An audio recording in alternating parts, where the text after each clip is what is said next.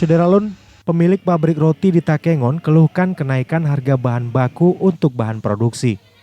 Pantauan serambinews.com pada Selasa 8 Maret, salah satu pabrik roti di Jalan Smea, Desa Blangkolak 1, Kecamatan Lutawar, pemilik pabrik roti Rafsanjani 28 tahun mengungkapkan kenaikan bahan baku tepung terigu dan gas sangat menyulitkan. Menurutnya, kenaikan tepung terigu sudah mulai terasa sejak awal tahun 2022 dan mulai bulan lalu disusul dengan kenaikan harga beberapa bahan baku lainnya. Satu sak tepung terigu ukuran 25 kg yang biasanya Rp180.000 sekarang menjadi Rp230.000.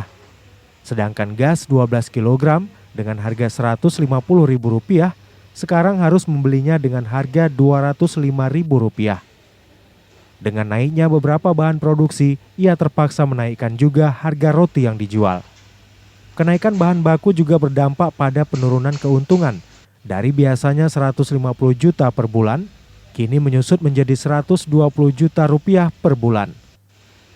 Dalam sehari, pabrik roti yang menghasilkan 6.000 roti dengan 15 jenis yang berbeda ini menghabiskan 10 sak tepung terigu ukuran 25 kg, 20 kg mentega, 80 kg gula, dan 3 tabung gas 12 kg untuk sekali produksi.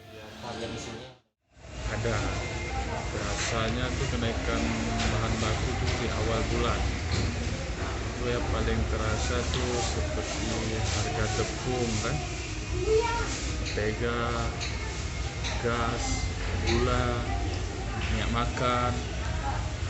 Kalau bahan-bahan baku roti ini bisa dibilang naik semua lah.